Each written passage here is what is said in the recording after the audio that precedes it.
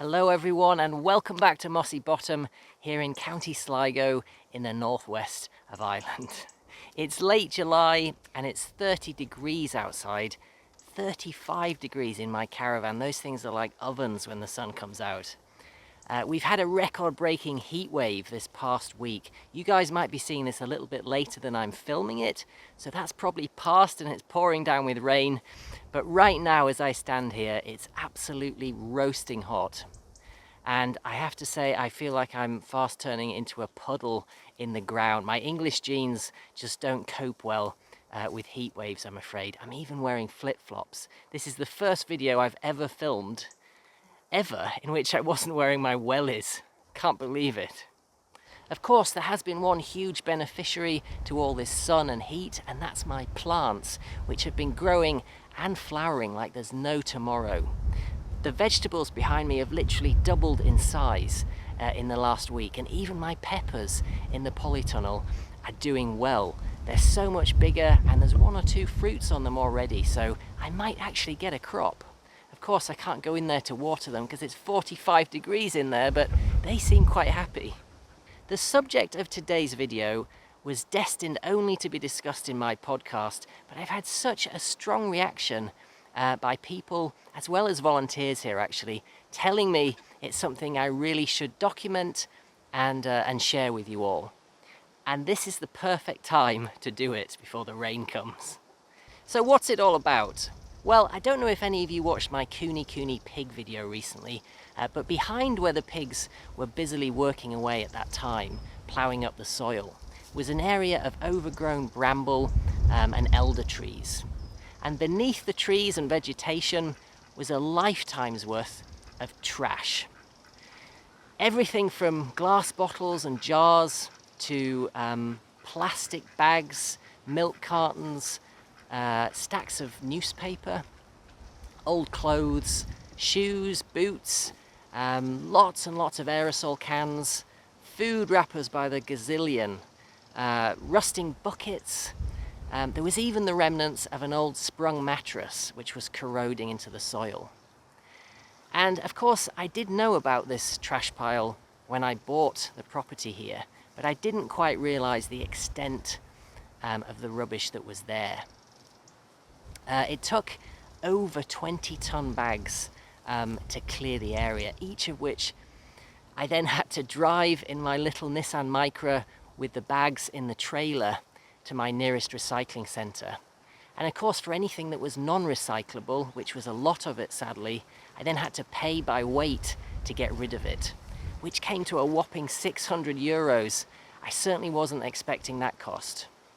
And of course, it wasn't just a case of picking up the trash and putting it into bags or shoveling it in. Everything first had to be sorted by type, so that as much as possible could be recycled. And because of the age of this trash, there were newspapers dating back to the 1960s, so at least 60 years. Much of it had degraded so badly that, nature had already partially reclaimed it. At times, I was literally digging and pulling up items from beneath layers of soil which had subsequently formed on top of the rubbish. It really was such a monumental job, which also had to be done in the winter when the vegetation had died back enough to grant access to that area. So that's how most of my January and February this year are occupied. Thank goodness for one of those 2 months at least, I had two very hard-working volunteers, Jack and Jackie, who like all the volunteers who come to Mossy Bottom, make all of this possible. And I can't tell you how relieved I was to finally drive the last bag of trash to that recycling centre. Apart from, of course, the billions of microfragments which will forever be left in the soil. But at least they're not visible, unless you get down there with a magnifying glass. But before I show you what that area looks like now, and I think you're going to be quite surprised, especially if you haven't watched any of my recent videos, which it may have briefly featured in, I first want to try and understand why the trash was dumped there in the first place, and who, if anyone, was to blame. So one thing that became very clear early on as I delved into this huge pile of trash was that it represented almost an entire lifetime, 60 years at least, if not more. And it wasn't commercial waste, it was very much, household waste. All the things which most people watching this video would throw away on a daily or weekly basis. Except instead of disappearing into landfill, or even worse, being shipped to some foreign country, as happens with a lot of our waste, it was right there in the middle of this beautiful country. It was, of course, put there by the last occupant of this cottage. I guess I was the last occupant. Technically, I lived there in the winter of 2016, but prior to that. I never met her, but I know that she was called May, an old lady who sadly died here in her 80s. And I do talk a little bit more about May and some of the enchanting things that she left behind in my cottage restoration videos. There were definitely a few interesting keepsakes. So if you're interested in seeing a more positive spin on her legacy here, then have a look at those. She seems to have been a very popular and well-liked person. I've been told various stories by neighbours and people I've met in town who remember her very, very fondly. She was apparently quite lonely towards the end of her life. She never married, she never had children, but she definitely seems to have been someone that was kind and compassionate and loved. Which to me at least begs the question, why would a good person like that use nature and her own land as a rubbish dump? So one thing I know is that she didn't have access to a car until the very end of her life. She rode a bicycle into town, and that's a 40-minute ride up and down hills. I know that because I've done it a few times too. And to do that with shopping bags full of food is pretty hard going, but she must have done that for a long time. And perhaps without a car, the prospect of riding her rubbish back into town to dispose of it was just too much to ask. Certainly by the time she did have a car, the trash pile here would have been so established that maybe it was a habit that she found hard to break, or just didn't consider doing anything differently. The other thing to consider is that prior to the 1950s, or around that time, there would have been hardly any plastic in food packaging, or anything else for that matter. It would have all been paper bags, cardboard, and nor indeed would there have been nylon in clothes, which is plastic. They would have all been made from natural fibres like cotton, wool, leather. So May, who was born in this cottage, I think in the 1930s, would have grown up in a world where dumping your household waste was just a normal thing to do. Her parents would have done it, their parents would have done it. And for the first 2 decades of her life, it would have been the kind of waste that would just rot very quickly, as of course was the case for hundreds of generations before that. So I wonder, were people even educated when plastic was introduced, about the damage it can do? Did they have any idea how many thousands of years it takes for plastic to fully break down? Probably not. Most people now don't even realize that plastic is made from oil, which of course we can never get back.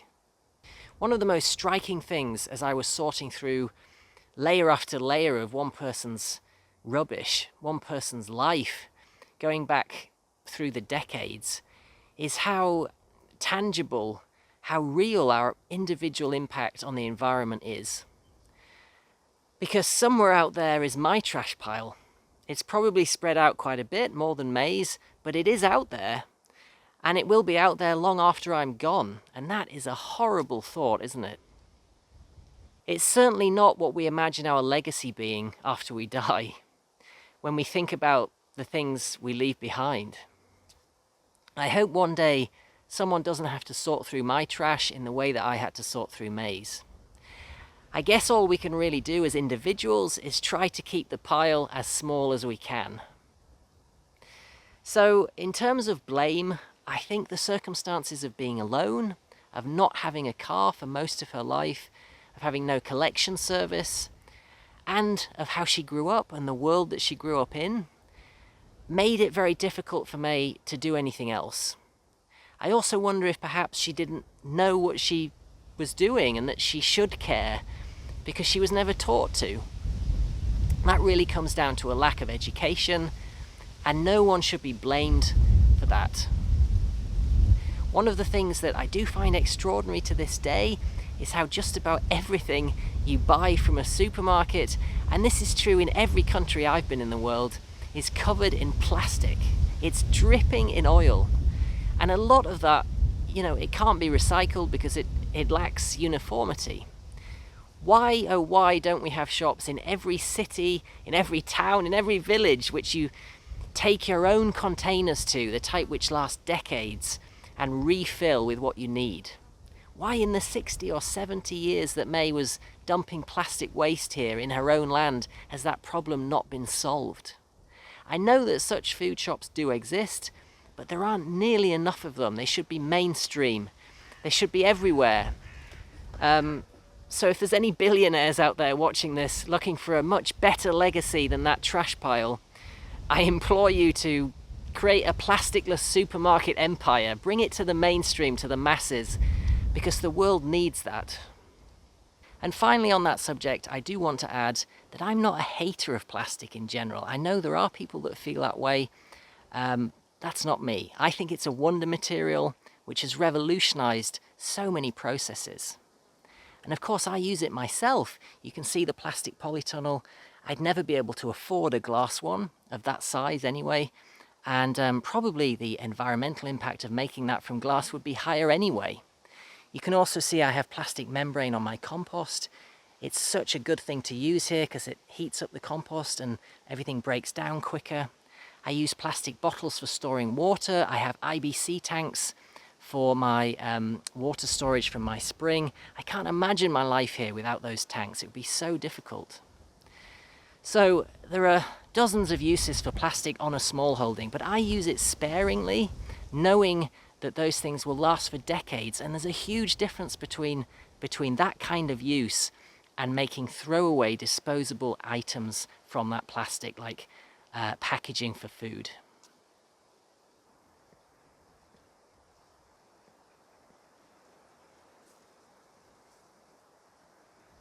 So you'll be pleased to know, I think, after all that doom and gloom, that I've always been a fan of happy endings, and this story certainly needed a happy ending.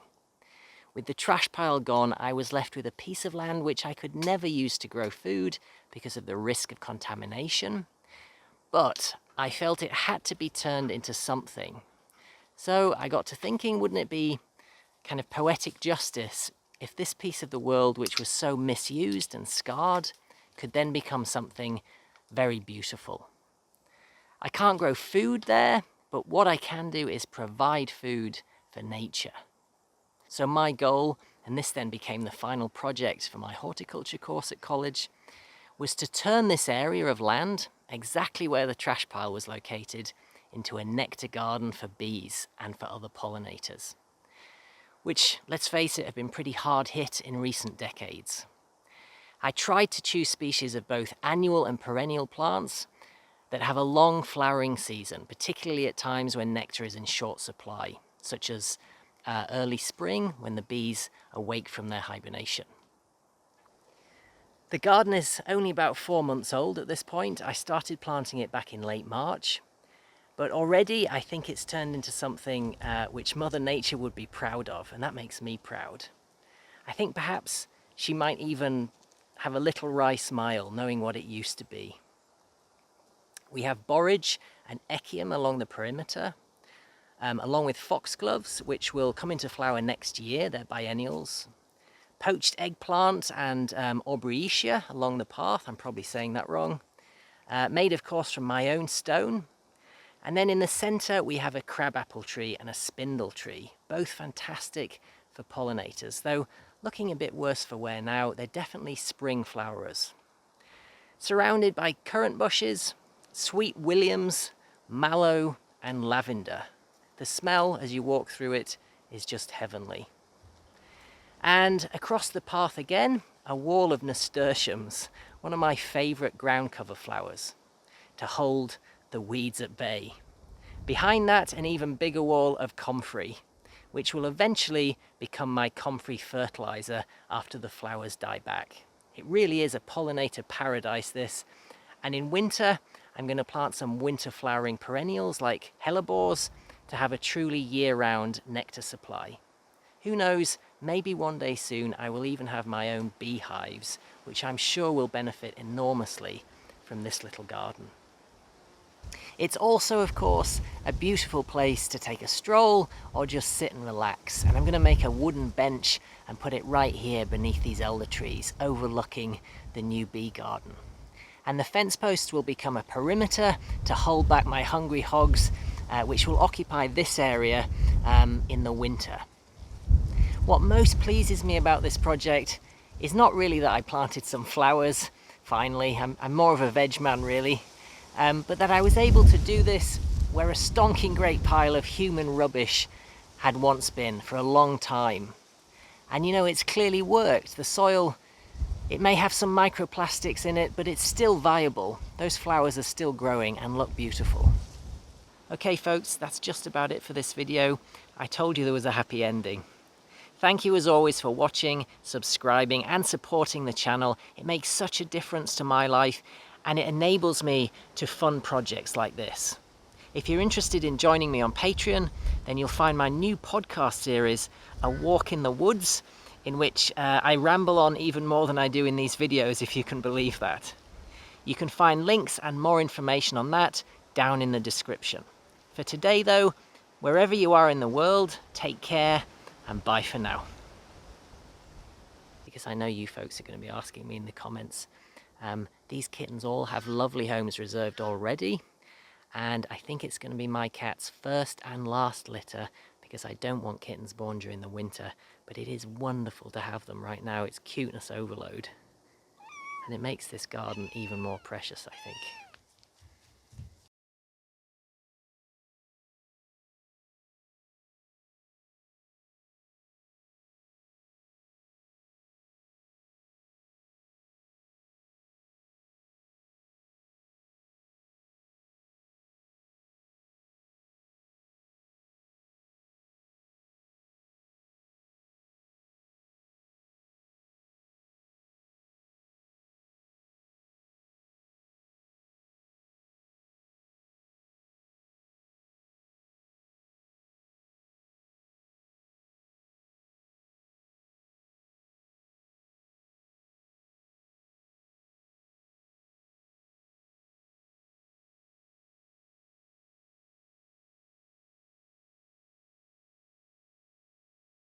Hello everyone and welcome back to Mossy Bottom.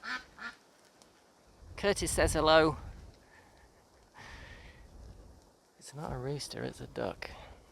Stacks of newspaper, old clothes, shoes, boots, aerosol cans. That's an aeroplane, and that's a cut. Welcome to Ireland. Thanks for s***ing up my videotape. Enjoy your stay. The flowers are beginning to turn into actual peppers, so I might have a crop. And that was moss vomiting, by the way. I hope you enjoyed that. The subject of today's video was destined... I knew you'd do that. I knew you would do that, Moss. So what's it all about? Well, I don't know if any of you watched my... No, I can still hear the aeroplane. Just stand there and wait for it to go away. Look at that. This is the first video I've ever recorded not wearing wellies. I'm not sure if I should be proud of that or not. Because I know you folks are going to be asking me in the comments, these lovely little kittens all have homes reserved already. And I think it'll be my cat's first and last litter because I don't want kittens born moss.